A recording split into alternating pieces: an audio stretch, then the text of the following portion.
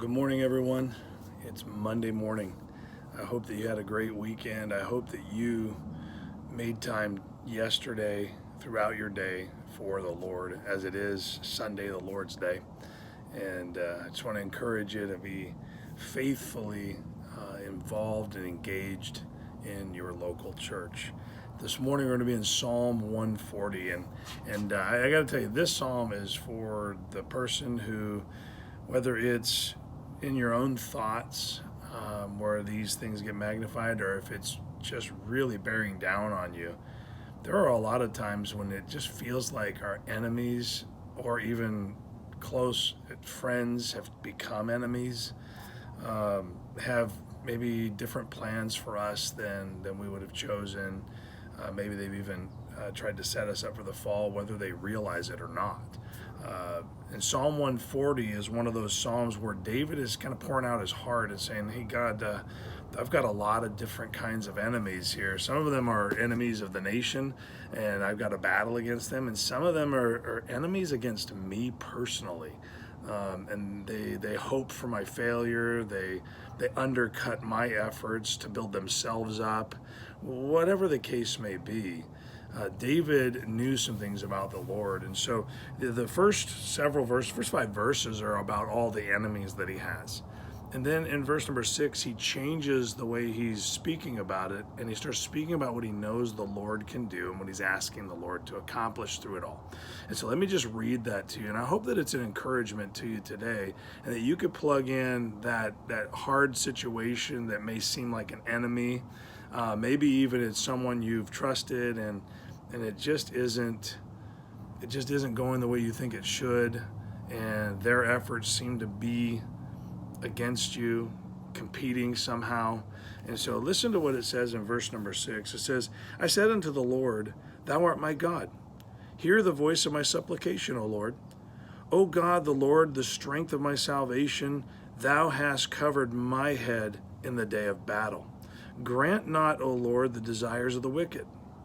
Further not his wicked device, lest they exalt themselves. And he puts that word Selah there. He puts it like a pause, of a musical pause there. This first section is, let's not let enemies be exalted above you, Lord. Verse number 9, it says, as for the head of those that compass me about, let the mischief of their own lips cover them. Let burning coals fall upon them. Let them be cast into the fire, into deep pits, that they rise not again. Let not an evil speaker be established in the earth. Evil shall hunt the violent man to overthrow him. See, he wants to flip it over. He says, let the evil plans of evil people actually consume them. And that's what happens a lot of times. Sometimes the very things that we're thinking are happening to us from other people are because we've done those things to other people. Verse number 12, it says, I know that the Lord will maintain the cause of the afflicted and the right of the poor. Surely the righteous shall give thanks unto thy name. The upright shall dwell in thy presence. Wow, David really understood what God could do.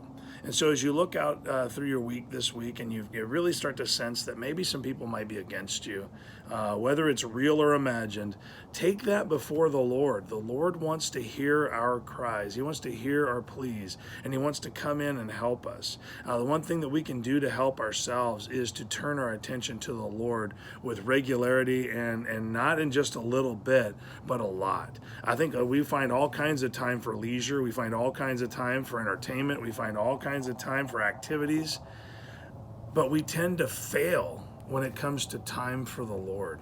I watch everybody's social media, and I can tell that we've got a lot of stuff going on, and I realize we're posting the highlights.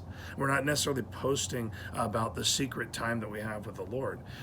But I want you to recognize that if you have all the time in the world to make sure that all of your fun things are ready to be done, but you haven't developed an appetite for God's word, for being with God in the presence of God, you're not going to call out to him in the right way at the right time.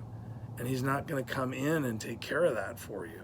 So I want to encourage you, walk with God closely, and make sure that you take even the the things that are stressing you out, they're kind of like the imagined faults, take those before him so he can help you process your own thoughts. And then ask him if he won't take care of your enemies for you, because God is in control.